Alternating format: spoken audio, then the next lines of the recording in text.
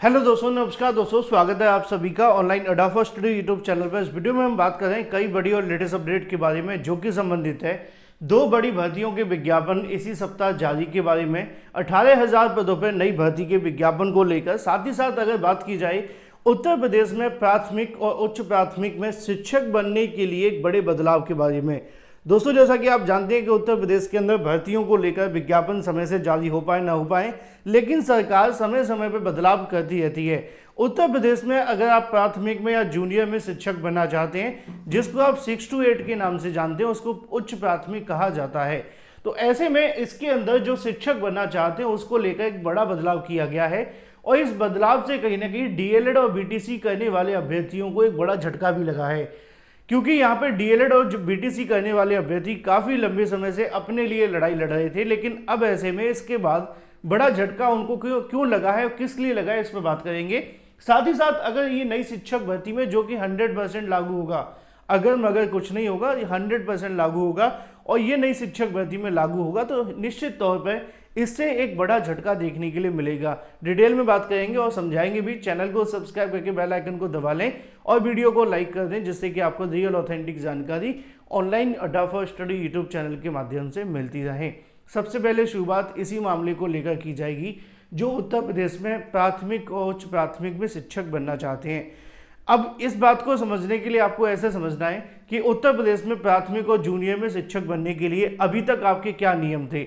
अभी तक आपने देखा था कि अगर आप प्राथमिक और जूनियर में शिक्षक बनना चाहते हैं, तो जो भी अभ्यर्थी कहीं ना कहीं प्राथमिक और जूनियर में शिक्षक बनना चाहते थे, उनके लिए जो नियम खास तौर पे देखने के लिए मिलता था वो ये था कि आपने अगर बीएड कर रखा है और बीटीसी कर रखा है और डीएलएड कर रखा है तो आप आवेदन कर सकते हैं, ठीक है। और इसके बिहाफ में क्या होता था कि सभी अभ्यर्थी जो थे वो कर लेते थे, आवेदन हो जाता था। लेकिन बीएड करने वाले अभ्यर्थियों को हाल ही में सुप्रीम कोर्ट ऑफ इंडिया ने बाहर कर दिया था, ये कहते हुए कि इनकी पेडागोजिकल स्किल्स कंप्लीट नहीं है और डीएलएड करने वाले अभ्यर्थियों के मुकाबले बीएड करने वाले अभ्यर्थी प्राइमरी के लिए एलिजिबल नहीं है। तो इन बात को कहीं ना कहीं समझने से अच्छा ये है कि उन्होंने सीधे तौर पे बीएड को बाहर कर दिया, और अब ये मामला बीएड को लेकर काफ़ी ज़्यादा पेचीदा है, क्योंकि सुप्रीम कोर्ट ने बाहर कर दिया है। अब सरकार कोई नियम लाएगी, क्या करेगी क्या नहीं करेगी, बाद का मामला है।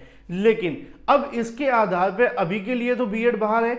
अब प्राइमरी और उच्च प्राथमिक के अंदर शिक्षक कौन बन सकता है, ये आपको समझना है। तो जब प्राथमिक की बात की जाए तो उसमें तो सीधे तौर पे वही अभ्यर्थी शिक्षक बनेंगे जो बीएड करने वाले अभ्यर्थी नहीं होंगे, सॉरी डीएलएड करने वाले अभ्यर्थी होंगे, ठीक है, बीटीसी या डीएलएड। लेकिन उच्च प्राथमिक में कौन शिक्षक बन सकते हैं, वो सभी शिक्षक बन सकते हैं जो बीएड के साथ में डीएलएड कर रखे हैं या बीटीसी कर रखे हैं। क्यों? क्योंकि डीएलएड बीटीसी करने वाले वो अभ्यर्थी जो ग्रेजुएशन के आधार पर डीएलएड करते हैं वो शिक्षक बनते हैं। आपने देखा होगा बिहार में शिक्षक भर्ती निकाली गई थी, तो वहाँ पे जो अभ्यर्थी हैं वो ग्रेजुएशन के आधार पर डीएलएड नहीं करते हैं, इसलिए वहाँ के डीएलएड करने वाले अभ्यर्थियों ने तो आवेदन नहीं किया, लेकिन बाहर के अभ्यर्थियों ने आवेदन किया। अब ये बदलाव कैसे है, इसको समझने की आवश्यकता है, और बीटीसी और डीएलएड करने वाले अभ्यर्थियों को भी इस पर थोड़ा ध्यान आकर्षित करना है, क्योंकि कई बार न्यूज़पेपर में बहुत सारी जानकारी आती है, लेकिन हम उस किस नज़रिए से उसको समझ जाएं ये काफ़ी ज़्यादा महत्वपूर्ण है, क्योंकि बहुत सारे अभ्यर्थियों को पता ही नहीं होता कि नियम क्या है। आपको पता होना चाहिए, झारखंड के अंदर हाल ही में आपने देखा होगा कि उन्होंने क्या किया कि अपने राज्य के अभ्यर्थियों को लेने के लिए उन्होंने एक नियम बना दिया। उन्होंने नियम ये बना दिया कि यहाँ के 10th और 12th होने चाहिए। उत्तराखंड वाले अभ्यर्थियों के लिए क्या किया, उन्होंने कहा कि ठीक है भाई, राज्य के आना है तो आ जाओ, लेकिन आपने 10वीं और 12वीं हमारे राज्य से पढ़ा हो। तो ऐसा कर देने से क्या होता है कि सीधे तौर पर अदर स्टेट को बाहर कर दिया जाता है। लेकिन हमारे यूपी के अंदर ऐसा कोई नियम नहीं है। अगर मैं दूसरी भाषा में कहूँ तो यहाँ पर तो एक भंडारा चलता है। भंडारा कैसे चलता है वो आपको समझना है। लिखा हुआ है कि यूपी से डीएलएड कर सकेंगे देश भर के छात्र, यानी कि देश भर के छात्र अगर यूपी से डीएलएड करेंगे तो यूपी के डीएलएड करने वालों का क्या होगा वो आप नीचे समझिए। लिखा हुआ है कि सत्र 2024 और 23 भर में देश भर के जो उत्तर प्रदेश के कहीं उत्तर प्रदेश में डिप्लोमा इन एलिमेंट्री एजुकेशन का प्रशिक्षण ले सकेंगे। ये क्यों किया जा रहा है, उसकी वजह है। उसकी वजह ये है कि यहाँ पर जो सरकारी कॉलेज है, जो भी कॉलेज है, वो खाली जा रहे हैं, और सीटें खाली जाने से कहीं ना कहीं उनको नुकसान हो रहा है। ज़्यादातर जो कॉलेज है वो नेताओं के हैं, आप भी जानते हैं, तो ऐसे में उनको बेनिफिट देने के लिए नियम लाया गया है। लेकिन इससे नुकसान क्या होगा, इससे नुकसान ये होगा कि यहाँ पे जो अभ्यर्थी आवेदन करेंगे तो वो शिक्षक भर्ती में भी तो बैठेंगे, सिर्फ डीएलएड तो करेंगे नहीं। नुकसान किसका है? डीएलएड और बीटीसी करने वाले अभ्यर्थियों का। ध्यान से देखिए कि डीएलएड का प्रशिक्षण ले सकेंगे। प्राथमिक और उच्च प्राथमिक में शिक्षक बनने के लिए जो भी कहीं ना कहीं प्राथमिक और उच्च प्राथमिक के शिक्षक बनना चाहते हैं उसको कहीं ना कहीं डीएलएड बीटीसी करना पड़ेगा। अब इसको लेकर जो वर्तमान में अभ्यर्थियों के पास में यूपी का निवास प्रमाण पत्र होना आवश्यक है। इससे सबसे अधिक फायदा निजी डीएलएड कॉलेजों के प्रबंधकों को होगा, जो कुछ सालों से सीटें खाली जा रही थी। खाली रहने के कारण परेशान थे। सूत्रों के अनुसार शासन स्तर से दूसरे राज्यों के अभ्यर्थियों को डीएलएड में प्रवेश लेकर पूछताछ हुई तो परीक्षा नियामक प्राधिकारी कार्यालय ने बाहरी राज्य के अभ्यर्थियों को दाखिला देने से कोई अड़चन नहीं बताई। इसका कारण ये है कि परिषदीय स्कूलों में शिक्षक बनने के लिए यहाँ के निवासी होना अनिवार्यता नहीं रह गई है। 69,000 शिक्षक भर्ती में हाई कोर्ट में यूपी का निवासी होने की बाध्यता समाप्त कर दी गई थी। ऐसे में जब शिक्षक बनने के लिए यूपी का निवासी होने की बाध्यता नहीं है तो प्रशिक्षण लेने का कोई मतलब नहीं है। तो ऐसे में डीएलएड 2024 के लिए प्रवेश की गाइडलाइन जल्द जारी होने वाली है और इस गाइडलाइन के अंदर जो डीएलएड करने वाले अभ्यर्थी होंगे वो किसी भी राज्य से आकर के यहाँ पे कहीं ना कहीं आवेदन कर लेंगे और जब यहाँ पे शिक्षक भर्ती निकाली जाएगी तो यहाँ पे आकर के नौकरी भी ले लेंगे।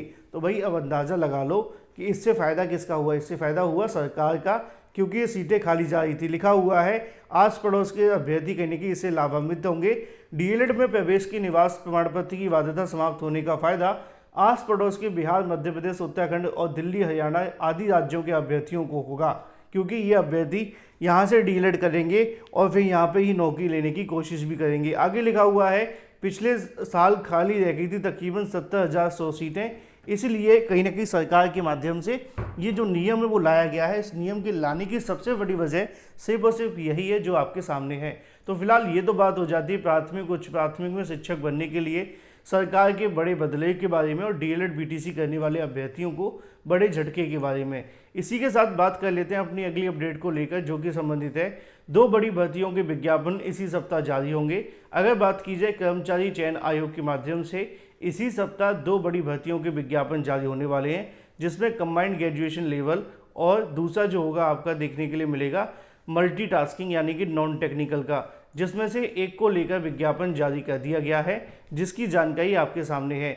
यहाँ पे आपको देखने के लिए मिलेगा कि सीजीएल के 17,000 पदों को लेकर जो विज्ञापन आ चुका है, तकरीबन 17,000 नहीं 18,000 पदों की समथिंग वैकेंसी है। हालांकि ये वैकेंसी अभी और बढ़ सकती है।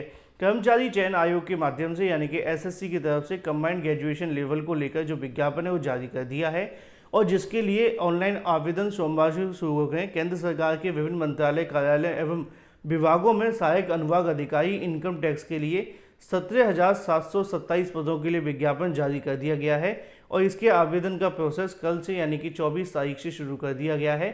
अधिक जानकारी के लिए ऑफिशियल वेबसाइट पर जाकर चेक करें और आवेदन से संबंधित अधिक जानकारी ले सकते हैं। फिलहाल ये थी कुछ बड़ी और लेटेस्ट अपडेट।